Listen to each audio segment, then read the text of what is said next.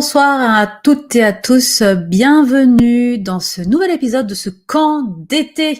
Je parle bien de l'été et pas de l'automne ou de l'hiver. Alors où est donc le soleil? J'arrête pas de parler de météo dans ces camps d'été, mais ça me traumatise qu'il n'y a pas de soleil pour ce camp d'été. Alors j'espère vraiment que chez vous en tout cas, ou que vous nous regardez, vous avez du grand beau temps avec plein de chaleur et plein de soleil dans les mirettes. Et donc, pour, ce soir, on est reparti sur un camp d'été avec ma vision ésotérique et donc, pour cette, 1re approche ésotérique du tarot, je voulais pas rentrer dans l'alchimie à proprement parler parce que j'en parle beaucoup de l'alchimie. C'est quelque chose qui me tient beaucoup à cœur dans la vision du tarot et donc je me suis dit: «Bah, tiens, je vais prendre le pendant, qu'on j'en parle un peu moins, c'est la cabale», avec un outil que vous connaissez toutes et toutes qui est ce fameux arbre de vie. Alors je ne vais pas rentrer dans le détail des détails de comment on utilise, les arcanes, avec l'arbre de vie. C'est juste déjà pour vous donner une première compréhension de ce que c'est que la cabale et comment on peut l'adjoindre, avec le tarot de Marseille. Alors, comme toujours, hein, petit rappel, n'hésitez pas à vous abonner à la Tarot Academy by chez Luna. Vous savez que ça nous aide, vraiment à monter dans les stats YouTube. Donc merci, merci, merci à tous ceux et à toutes celles qui l'ont déjà fait et surtout, vous savez que quand on atteindra les 1 500 abonnés, on fera un super jeu concours. Je dis «on», c'est avec Olivier, hein, que vous avez pu apercevoir depuis le temps, dans, ces camps d'été qui est notre mindset coach de la Tarot Academy, eh bien, on va faire un tirage au sort parmi les 1 500 abonnés justement pour vous faire gagner un super cadeau qui est en fait mon livre qui sera dédicacé, livre qui sort courant septembre sur le tarot ésotérique, qui promet d'être un bon morceau sur cette vision ésotérique que j'ai sur les lames majeures, bien sûr, du tarot de Marseille, mais je parle aussi, bien sûr, du Wirth, du Rider-Waite, et je prends aussi en référence d'anciens tarots comme le tarot de Besançon, d'Odal, Payet, etc. Voilà, il y a plein, plein, plein de choses qui se mêlent. Il y a des tarots plus maçonniques, alchimiques, le tarot de Thoth. Voilà, c'est un livre qui est vraiment global sur la vision du tarot ésotérique, mais avec un fil conducteur quand même, tarot de Marseille, vous l'avez compris, j'aime le tarot de Marseille. Ça, c'est fait. Et donc du coup, pour en revenir à ce live de ce soir, à cette émission de ce soir sur ce camp d'été, n'hésitez pas à vous abonner si ce n'est pas déjà fait pour tenter de gagner ce super cadeau dès 1 500 abonnés dans un tirage au sort. Et bien sûr, à nous mettre des petits pouces, des petits likes sous cette vidéo aussi pour nous montrer que vous êtes là, que vous nous regardez, que vous nous soutenez. Et si vous avez envie, n'hésitez pas à nous mettre un commentaire aussi, ça me fait plaisir, j'aime bien vous lire et d'ailleurs je vous réponds régulièrement. Sur ce, je vous propose qu'on commence le sujet de ce soir pour justement évoquer la cabale et le tarot. Alors déjà, le tarot, je ne vais pas revenir sur la définition du tarot, je pense que vous savez toutes et tous ce que c'est que le tarot. Mais par contre, la cabale, ça peut être un petit peu plus énigmatique pour certains d'entre vous. Alors déjà, la cabale, le mot même cabale, qui s'écrit K-A-2-B-A-L-E, vient de l'hébreu Kabbalah, qui signifie tradition. C'est dérivé aussi du mot kebel, qui va signifier recevoir. Donc une fois qu'on a dit ça, savoir le fait que Kabbalah veut dire tradition ou recevoir avec Kabel, on comprend déjà un petit peu vers quoi va nous amener la Kabbale. Le fait peut-être de recevoir une tradition. Et quand je parle de recevoir une tradition, eh bien c'est recevoir une sagesse, un savoir ancestral par rapport à la tradition. C'est quelque chose d'ancien, de entre guillemets «véridique» parce qu'on ne sait pas, ce qui est vraiment vrai ou pas, hein. Voilà, tout est à expérimenter, chaque vérité est propre à chacun. Mais en tout cas, la cabale, a pour objectif de quelque part nous reconnecter à une tradition ancestrale qui nous amène quelque part à évoluer dans notre chemin de vie, dans notre parcours, d'évolution vers, ce qu'on appelle l'Aor, qui s'écrit A-U-R. L'Aor, c'est l'or, la matière OR, hein, l'or alchimique. C'est la lumière sacrée, la lumière divine. Pour vous donner un exemple de quand vous allez pouvoir percevoir la Hors, enfin selon ma vision aussi, quand vous vous réveillez le matin, quand il fait beau, quand il y a un grand soleil, quand vous savez que ça allait être une journée qui va être bien ensoleillée et que vous vous réveillez assez tôt le matin, il y a souvent des perles de rosée qui sont posées, sur le gazon ou sur des fleurs ou, sur certaines, feuilles, des arbres aux alentours, et dans ces perles de rosée, vous avez de la lumière qui scintille. Cette lumière scintillante, c'est l'essence de l'Aor. C'est cette lumière qui est porteuse de vie, c'est une lumière sacrée, une lumière divine. Et donc, à travers la Kabbale, cet enseignement sacré, on va nous apprendre à être récepteurs de cette Aor, de cette lumière divine. Alors bien sûr, la Kabbale, c'est pas un dogme, c'est pas une religion dans le sens où je vous l'enseigne dans l'académie bien sûr, où, j'en parle aujourd'hui. C'est plutôt à percevoir comme une sorte de courant intérieur du judaïsme, je dirais même une sorte d'état d'esprit, un moyen d'avancer, de grandir et d'évoluer encore. Et d'ailleurs, je parlais de l'alchimie tout à l'heure, en début d'émission. Je vous parlais de l'alchimie, et si je le mets en comparaison justement avec la Kabbale, eh bien, on voit que cette dernière, elle va ouvrir une sorte de fenêtre, qui nous permet de percevoir l'immensité de l'univers et aussi notre propre monde intérieur. C'est-à-dire que on va aller percevoir, comme on disait, justement dans je sais pas ce qui se passe. J'ai, de temps en temps des feux d'artifice comme ça qui arrivent. C'est les j'ai touché à rien pourtant, donc voilà, peu importe. Il y a donc une sorte de fenêtre qui s'ouvre pour nous permettre de percevoir le macrocosme et le microcosme. Le macrocosme, c'est-à-dire les connexions qu'il peut y avoir, dans les fins fonds de l'univers, voilà, tout ce qu'il y a de plus grand, notre environnement au sens vraiment très large. Et aussi dans notre microcosme, c'est-à-dire comment ça se passe à l'intérieur de nous. Et vous savez que tout ce qui est en haut est comme ce qui est en bas, c'est-à-dire que tout ce qui se passe dans le microcosme, à l'intérieur de nous, est comme ce qui se passe dans le macrocosme et vice versa.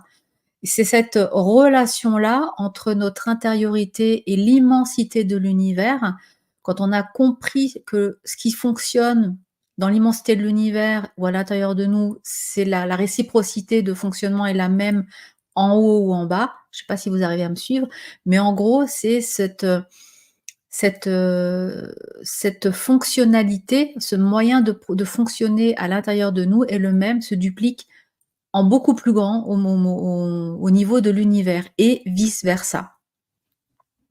Et donc justement, la Kabbale, à travers justement ses enseignements et ses savoirs ancestraux, eh bien, va nous aider, à l'image de l'alchimie justement, à comprendre ces mécanismes, et pour ce faire, elle va utiliser plusieurs outils. Avant d'évoquer ces outils, ce que je voulais encore rajouter peut-être sur la Kabbale qui est bien à comprendre, c'est que la Kabbale, elle explique la création de l'univers à travers l'arbre de vie dont je vous ai parlé tout à l'heure, hein, l'arbre des séphirotes. C'est comment l'univers s'est créé. Elle explique l'origine de la création vraiment et le devenir de l'homme. Donc c'est l'origine et le devenir de l'homme. C'est pourquoi, je suis apparue dans cette incarnation et comment je vais évoluer sur mon chemin de vie. Elle va aussi nous aider à comprendre la nature et le mode de fonctionnement, on va l'appeler du créateur. Quand je parle du créateur, c'est, ça peut être Dieu, ça peut être, la source, ça peut être, son soi supérieur, c'est-à-dire cette, partie de nous divine qui est quelque part là-haut, hein, notre, big boss, nous en big boss, en divinité, qui nous envoie nous incarner, ici sur terre à travers, ces multiples vies. Et donc on va comprendre ainsi un petit peu les plans de l'univers, du créateur, de nous, de notre fonctionnement et de tous ces rouages, voilà, qui finalement, vont s'engrainer, enfin, comment dire? Se mélanger, les uns aux autres pour nous faire avancer dans notre routine. Et la Kabbale, comme je le disais, elle va, utiliser un des outils qui est l'arbre de vie, mais elle a beaucoup d'outils, elle a une multitude d'outils pour justement aider à mieux nous comprendre, à mieux communiquer avec, le créateur, cette énergie sacrée, Lahor, justement, qui est comme une sorte de puissance, de force supérieure. Moi, je vois toujours le moi supérieur, hein, ce fameux soi qui est là-haut et qui est notre part divine, qui est nous en tant que Dieu, comme une boule d'énergie, parce que c'est l'énergie suprême, c'est cette, force cosmique qui nous a amenés à nous projeter sur terre, à créer avec de la matière le corps qui est le nôtre et à nous faire glisser dans ce corps pour vivre et expérimenter la vie, matérielle finalement. Et donc, pour en revenir à la Kabbale et ses multiples outils, eh bien, la Kabbale, elle va utiliser par exemple, les lettres de l'alphabet, hébraïque, qui sont en lien avec une sorte de numérologie qu'on appelle la guématrie et donc ces lettres nombres vont aussi beaucoup être utilisées quand on travaille, par exemple, avec le tarot ou avec l'arbre de vie. D'ailleurs, dans la formation, hein, je vous apprends les lettres hébraïques, à travers, en relation avec les différentes lames des arcanes majeurs, et on peut utiliser cet outil-là pour en savoir plus sur nous, sur notre destinée et cetera et cetera. Il y a d'autres outils comme par exemple, le Sefer Yetzira, qui est le fameux livre de la création hébraïque, qui peut aussi nous servir de guide dans cette compréhension de l'Aor, du grand tout, de l'univers, de notre mode de fonctionnement finalement. En gros, c'est vraiment la Kabbale un outil, un peu mystique de développement personnel. Si je veux simplifier et vulgariser de chez vulgariser, la Kabbale pour les nuls, on pourrait dire ça comme ça. C'est vraiment un outil de développement personnel, mais qui a une forte, résonance ésotérique, mystique, en lien justement avec les enseignements, sacrés, qui sont des enseignements, ancestraux. Et un des outils, comme je reviens encore une fois à ces outils-là, qui pour moi est juste un joyau, de la part, de la Kabbale, c'est l'arbre des séphirotes, l'arbre de vie, que vous connaissez peut-être un peu mieux sous ce nom-là. Et en fait, à travers cet arbre de vie, on va grandir. Je vais vous en montrer un tout à l'heure, hein, pour que vous puissiez voir à quoi ça ressemble. Mais en gros, on va, à travers cet arbre de vie, partir de là où on est, un peu comme le jeu de la marelle. Vous vous souvenez de ce jeu de la marelle? On partait en bas, la terre, et on avait des cases, 1, 2, 3, 4. Après, il fallait sauter à les 2 pieds sur le côté pour faire 5, 6. Il y en avait 7, 8 et en haut le ciel quand on arrivait. Je crois sur 7, 8, 9 ou 7, je sais plus les nombres exacts. Mais c'était un peu un parcours comme ça qui nous faisait cheminer pour arriver de la terre jusqu'au ciel. Eh ben, l'arbre Kabbale, l'arbre des vies, c'est exactement ça. On part de Malkout en bas de la terre et on progresse à travers ce qu'on appelle un éclair fulgurant qui nous permet de monter comme ça de sphère en sphère, de séphira en séphira, jusqu'à Keter qui est en haut, qui est le Père, qui est le ciel, vraiment, c'est l'objectif à atteindre. Enfin, dans cette incarnation-là. Je fais une petite parenthèse, parce que si vous avez regardé, des précédents lives sur la Tarot Academy où je parle déjà, justement de la Kabbale, je vous explique notamment, le principe, de l'arbre de vie, qui peut se déployer en, une sorte de poupée russe, quoi. Ça veut dire que, Keter en haut, sur notre arbre de vie qui est dans notre incarnation, eh bien, représente le Malkout de l'univers suivant ou de l'incarnation suivante et ainsi de suite. Et donc, on pourrait déployer comme ça les arbres, un en dessous de l'autre et sur 8 plans différents. Ça, c'est tout un autre truc. Je vous invite à aller voir justement cette vidéo, j'essaierai de vous mettre le lien, d'ailleurs en description de cette vidéo, voilà, pour que vous puissiez aller un petit peu plus en profondeur si le sujet vous intéresse. Mais revenons donc à notre sujet, de, l'arbre de vie et du tarot, donc de la Kabbale et du tarot. Cet arbre de vie, on peut essayer de le concevoir ou de le comprendre comme une représentation quelque part du processus de création. Comme je vous l'ai dit en début d'émission tout à l'heure, comment l'univers a fait pour que la vie arrive, se mette en ordre de marche, que ce soit au niveau des planètes, dans le macrocosme, avec l'univers, les multiples systèmes solaires, et cetera, ou alors dans notre microcosme qu'est l'être humain, à partir d'un tout petit, d'une toute petite cellule, cette démultiplication de cellules qui va se faire jusqu'à l'embryon, la naissance, le bébé et l'humain que nous sommes aujourd'hui. Et en fait, c'est à travers cet arbre de vie que l'on va comprendre toutes ces énergies créatrices qui nous sont envoyées par, encore une fois, le créateur, l'Aor, la source là-haut, le soi supérieur, etc. Et bien sûr, chacun d'entre nous avons un parcours différent. Mon arbre de vie Kabbale est un parcours qui m'est propre. Et bien sûr, il n'est pas défini dans un instant, il n'est pas figé dans le temps puisque la vie évolue, fluctue.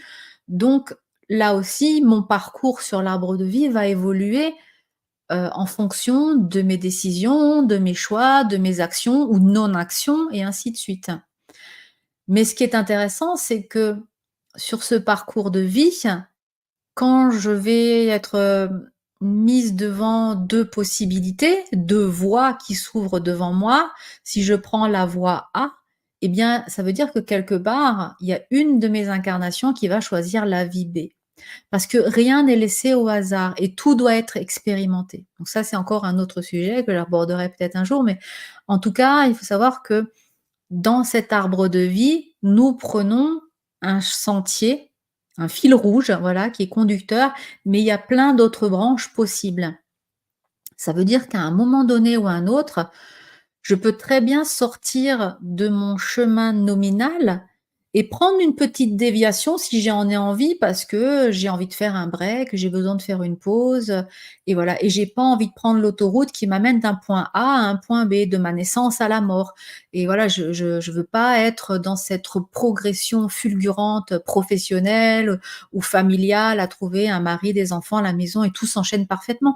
J'ai envie de faire un petit détour peut-être, comme s'il y avait une sorte de déviation sur mon autoroute qui représente mon chemin de vie et que cette déviation, eh bien, me fait peut-être prendre une année sabbatique où je vais aller découvrir le Tibet ou je ne sais quoi, voilà, et je vais avoir d'autres révélations qui vont arriver et ainsi de suite. Et cet arbre de vie, il est là pour ça. C'est vraiment un outil qui est très, très puissant, où on va vraiment toucher du doigt des énergies qui vont nous permettre de mieux nous comprendre et de comprendre le fonctionnement, forcément de nous, mais aussi du macrocosme, de comment l'univers fonctionne et comment moi, en tant que tout petit être humain, je peux évoluer dans ce méga, méga système. Donc, pour vous montrer un petit peu à quoi ça ressemble, cet outil, d'arbre de vie, je vous ai mis une petite diapo que voici, que voilà. Donc l'arbre de vie, c'est le schéma que vous voyez sur la gauche. C'est en fait, on l'appelle arbre parce qu'il y a un point de départ en bas, le rond blanc d'en bas, hein, qui est Malkout, qui représente la terre, et ça se déploie un peu comme un arbre, comme ça, qui grandit donc des racines jusqu'aux feuilles tout en haut. Et ça a une image d'un arbre parce que justement, il y a cette notion d'être ancré dans la terre, dans Malkout en bas, et de lever ses branchages et ses feuilles qui se déploient vers le ciel, vers en haut, comme un arbre le ferait, vers la dernière séphira que vous voyez tout en haut, qui est en fait Kéter. Et donc, comme vous le voyez ici à l'écran, cet arbre de vie, il est composé de différents éléments. D'ailleurs, il y a ces sphères blanches qu'on appelle des fois des mondes, euh, qui s'appellent, des séphirotes. Donc on dit des séphirotes au pluriel et une séphira au singulier. Et c'est chaque séphira va représenter quelque chose, une couleur, une planète, un élément, un archange, enfin il y a des correspondances comme en magie. Il y a vraiment une part de magie là-dedans et donc chaque séphira va avoir sa correspondance et sa représentation. Pour le coup, ici, en bas, eh bien, la première séphira, tout en bas, là, celle que l'on sur laquelle on vit, eh bien, c'est Malkout, c'est la terre. Juste au-dessus, là, vous voyez un Y marqué, c'est Yesod, c'est la lune, et ainsi de suite. On va retrouver, bien sûr, les 7 planètes alchimiques qu'on va déployer sur l'arbre de vie ici. On va retrouver, je vous ai un petit peu déjà donné les grands principes de ces correspondances avec les couleurs aussi qui vous savez, chaque couleur a une signification. Ça peut nous aider quand on tombe sur une planète bleue comme Jupiter, le bleu, on sait que c'est quand même, la couleur, à la fois du pouvoir, mais aussi de la spiritualité. Il y a vraiment une dualité, vis-à-vis de cette couleur. Le rouge, c'est plutôt, la couleur, du sang, de la guerre, de l'énergie, c'est quelque chose qui est lié à la vitalité, c'est lié à la planète Mars, c'est la lié au combat et cetera. Donc il y a toutes ces notions un peu qui vont, finalement nous aider aussi à comprendre la symbolique de chaque séphira. Et puis, pour relier ces sphères, ces séphiras, on a ce qu'on appelle des sentiers. C'est les traits noirs que vous voyez, qui relient en fait chaque, séphira. Donc il y a 10 sphères, 22 sentiers et je vous ai pas mis ici des choses parce que c'est un qui sont inclus à l'intérieur de ce schéma-là. C'est comme le tarot, vous savez qu'il y a la structure des 22 majeurs et 58 arcanes mineurs, mais quand on veut creuser, il y a des structures cachées, notamment à travers le septénaire des arcanes majeurs. Et bien là aussi, il y a une structure, qui est interne à l'arbre de vie. Ce sont 4 mondes, avec lesquels on va pouvoir travailler et ces 4 mondes vont regrouper 3 ou 4 sphères, à chaque fois pour pouvoir progresser aussi du bas vers le haut dans l'arbre de vie. Et pour finir, on a 3 piliers. Il y a le pilier à gauche où il y a les trois sphères qui sont alignées, vous voyez, sur le sentier, sur la partie gauche. Il y a le pilier central qui est le pilier, voilà, où on va retrouver, la terre et Keter en haut, l'axe central et le pilier à droite avec les dernières sphères de l'autre côté. Et c'est ce que moi on appelle je fais le lien quand je vous parle de la papesse, vous savez les piliers, Boaz et Jachin, eh bien on va les retrouver ici, le pilier Boaz et Jachin, avec le pilier, de la rigueur et de la miséricorde. Et au centre, eh bien c'est la voie du milieu, ce qu'on appelle la voie du milieu, qui peut représenter aussi, le chemin de l'éveil, le chemin, voilà de souvent c'est l'initié lui-même qui est représenté sur ce sentier-là. Je ferme la parenthèse. Ça, c'est pour la structure même de, l'arbre de vie et ce qui est intéressant, je vous ai mis en jaune, en pointillé, il y a une séphira bonus que moi j'adore, c'est une séphira qui s'appelle Da'at et pourquoi elle est en pointillé? Parce que dans beaucoup de traditions, enfin de transmission, de la tradition kabbale, pure et dure, cette séphira n'est pas communément admise. C'est pour ça qu'on parle souvent d'une séphira cachée ou occultée, donc je vous l'ai mis en pointillé. Parce que elle a un petit secret, cette, séphira, donc qui s'appelle Da'at, c'est un à percevoir, il faut vraiment le voir comme un trou de verre.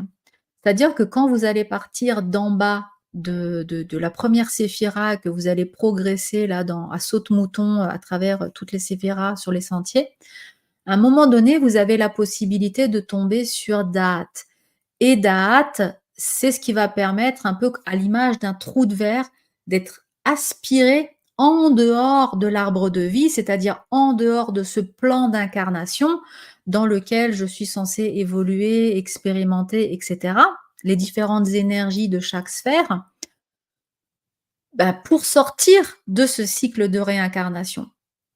Parce qu'à travers cette vision d'arbre de vie, une fois que je suis en haut, ben, j'ai atteint mon paradis et quand je suis au paradis, ben, qu'est-ce qui se passe? Ben, dans toutes les religions, on nous dit qu'à un moment donné, on nous envoie nous réincarner et donc vrrop, on redescend par l'éclair fulgurant et on se retrouve à nouveau, sur Malkout tout en bas et on doit rejouer le truc et le but du jeu, c'est de monter, de redescendre s'incarner, de monter, d'expérimenter, de redescendre s'incarner et cetera et cetera. Mais à un moment donné, après de multiples incarnations, on a la possibilité de passer par ce trou de verre, par Da'at, qui est comme une porte qui va nous permettre de nous extraire de ce monde-là et de nous déployer dans un autre arbre de vie, sur un autre plan, sur un arbre déployé quelque part pour atteindre ce que moi j'appelle le vrai paradis finalement, heu, où on va retrouver quelque part l'Aor, cette fameuse, énergie sacrée dont je vous ai parlé, tout à l'heure en début de live. Et donc en faisant ça, on va venir casser ce cycle des réincarnations pour retrouver finalement, nos pleins pouvoirs et notre plein potentiel divin de créateur, de divinité finalement, sur une partie d'un arbre qui est caché en haut dans ce qu'on appelle les voiles. Parce qu'il y a encore 3 voiles qui se positionnent bien sûr au-dessus de Keter. Sinon tout était très simple. C'est difficile de tout vous expliquer ici parce qu'il y a tellement de concepts, mais voilà, j'essaye au moins de vous donner une première découverte, que vous puissiez comprendre un petit peu ce super outil qu'est l'arbre de vie. Et donc, pour le relier au tarot, si je ramène ça au tarot, il y a une manière, encore une fois très traditionnelle, hein, de la kabbale, juive, de pouvoir justement travailler avec l'arbre de vie et le tarot, eh bien, c'est de placer chaque arcane sur les sentiers. Alors vous voyez, les traits sont doubles, les sentiers noirs là, les traits noirs. C'est parce qu'il y a un chemin qui va monter. Par exemple, si je prends la 1re bille en bas, la 1re séphira, Malkout en bas, quand je monte tout droit vers Yesod, je peux monter, donc c'est-à-dire m'élever en quelque part spirituellement, parce que je me rapproche de Keter, mais je peux aussi involuer, c'est-à-dire que je peux descendre de Yesod vers Malkout. Quand je suis dans un burn-out, que je suis pas bien ou que je suis vraiment dans des possessions matérielles, ben, je vais me retrouver très ancrée dans la matière. Donc j'involue, je n'évolue plus et donc à l'image d'une autoroute, je peux soit monter, soit descendre et donc on va avoir des arcanes, majeurs du tarot qui sont posés, sur la montée ou sur la descente de ces sentiers-là. Donc ça, c'est la vision très traditionnelle. Et moi, j'ai eu la chance de travailler avec une autre mentor qui m'a fait percevoir quelque part, une autre manière de travailler avec l'art d'Orbevier et le tarot. C'est-à-dire en plaçant directement les lames majeures, non pas sur les sentiers, mais sur les séphiras elles-mêmes. C'est-à-dire que chaque, sphère, chaque monde va porter un arcane du tarot et là, on a du coup une toute autre perception parce que ça ne devient plus les archétypes du tarot ne deviennent plus le sentier, mais quelque part l'objectif à atteindre. Et il y a tout un travail comme ça que je vous décris d'ailleurs dans la formation, qui permet de décrire à la fois donc on a cette vision, je pars d'un point A à un point B et je chemine sur le chemin de l'évolution, par exemple, entre Malkout et Yesod en bas, avec tel arcane pour travailler tel truc et tel truc. Mais mon objectif est d'atteindre tel arcane qui est positionné sur la séphira que je vise voilà, bah, c'est un objectif de vie. Par exemple, je disais hier à propos des arcanes majeurs, je sais plus à qui que j'avais dit ça, je crois que c'était à Christelle, je sais plus.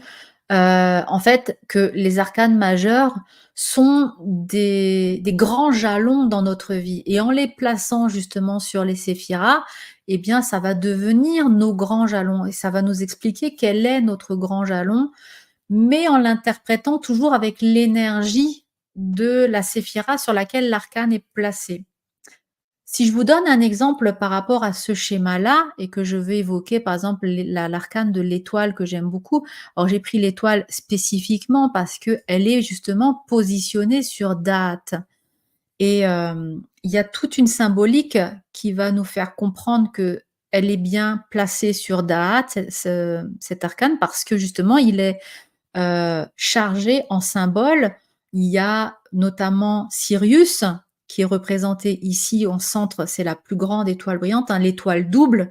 Et Sirius, c'est Date, c'est le point qui nous permet de retourner aux origines, à nos origines, d'où on vient réellement, c'est-à-dire à sortir du cercle des réincarnations et à arriver finalement à rejoindre notre essence sacrée, ce fameux Aor dont je parle souvent dans la formation aussi.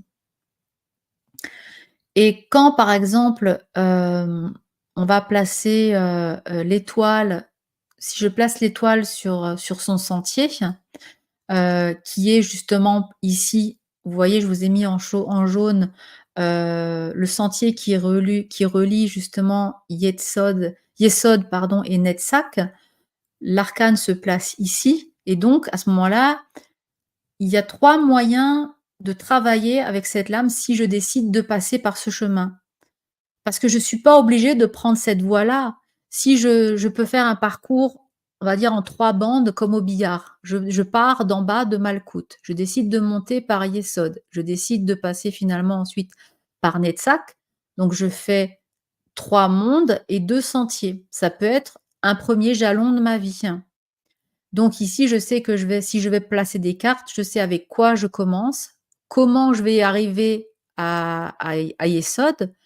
Sur Yesod, je vais avoir une carte qui va me donner l'énergie de quel est l'objectif que je dois travailler sur cette planète-là avec les énergies de la Lune, puisque Yesod, c'est la Lune.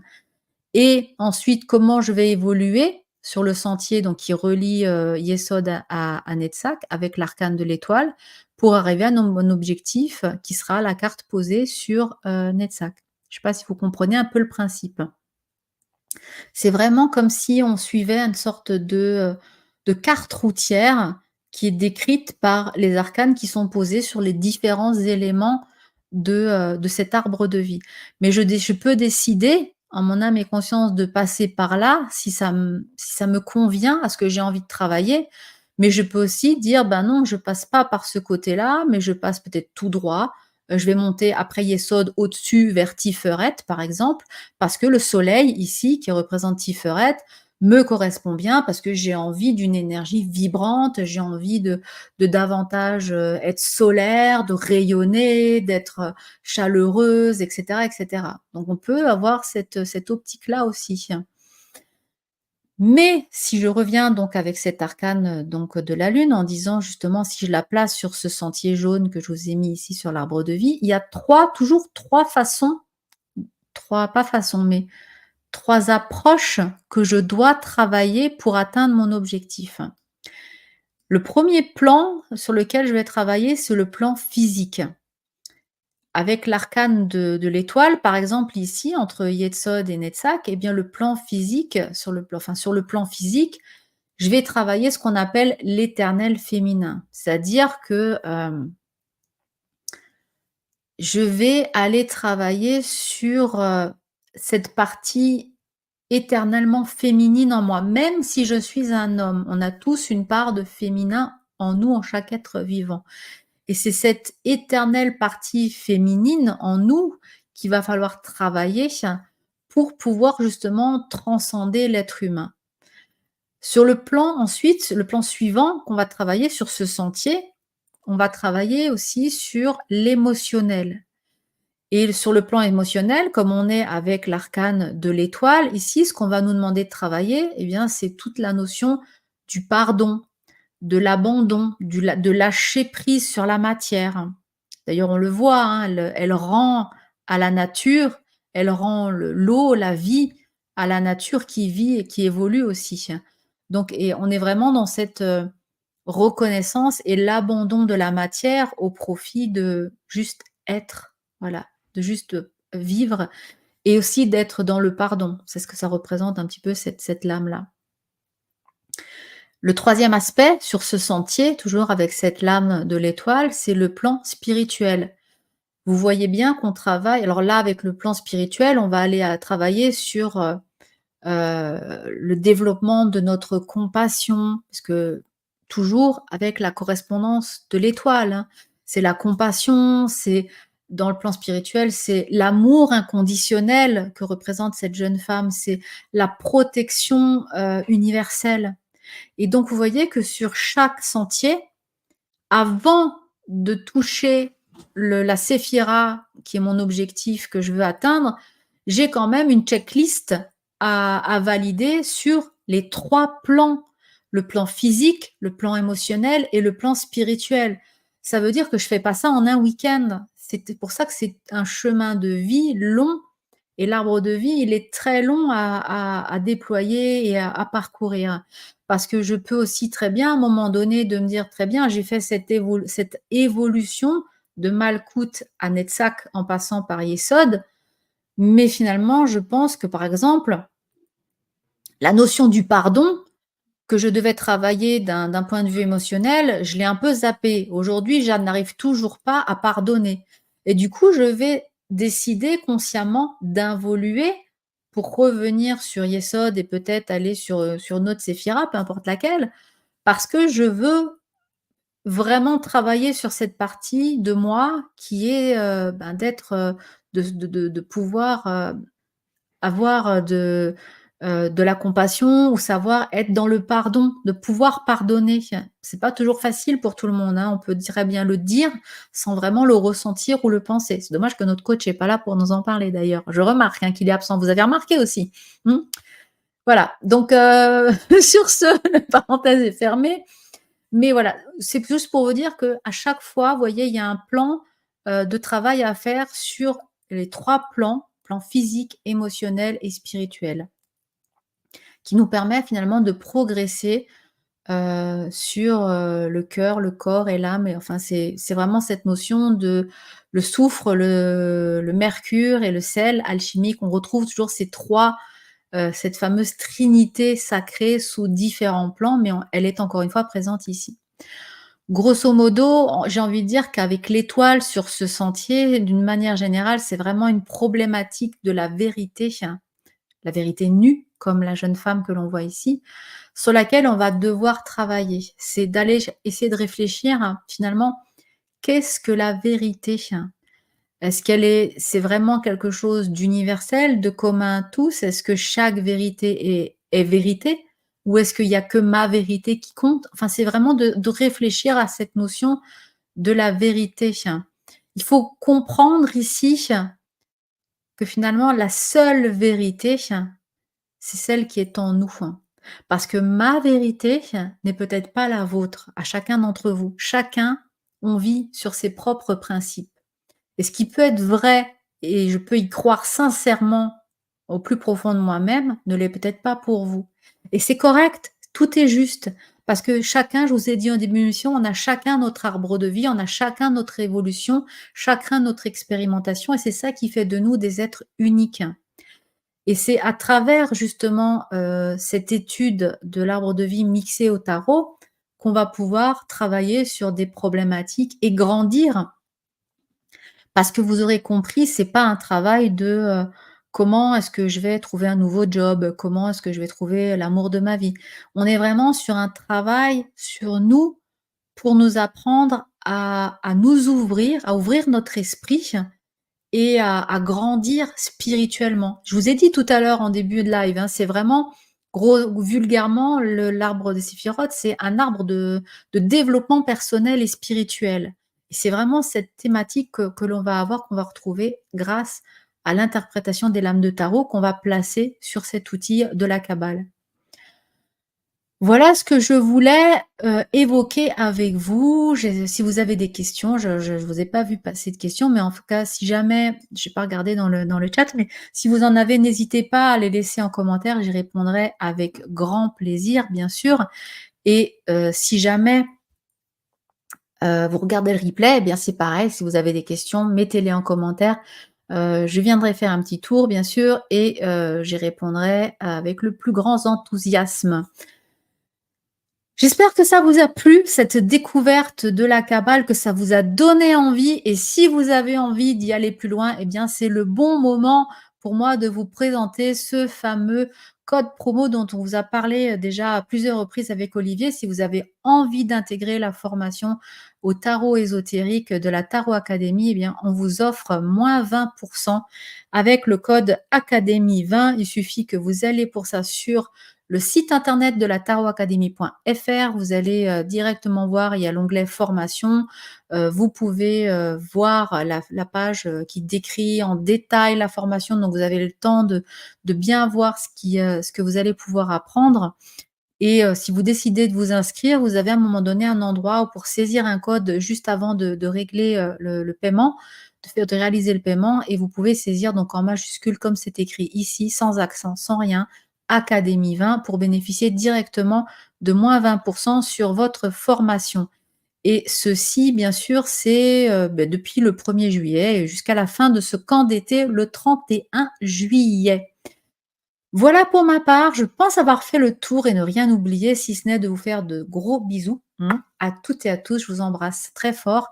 On se retrouve, la semaine prochaine, lundi. On va profiter du week-end. Profitez bien, reposez-vous bien et on se retrouve avec un nouveau programme. N'hésitez pas aussi à aller sur le site de tarotacademy.fr qui s'affiche juste là en bas pour aller vous inscrire à la newsletter justement si vous voulez connaître le programme de la semaine à venir. Voilà, ça c'était pour le petit tips. Et abonnez-vous bien sûr à la Tarot Academy. Mettez-nous des petits pouces aussi sur cette vidéo. Enfin voilà, vous avez plein de choses à faire. C'est pas compliqué, mais en tout cas, voilà, il y a plein de petits trucs à réaliser. D'ici là, je vous embrasse fort comme je disais et je vous retrouve lundi. Bon week-end à tous. Bye bye.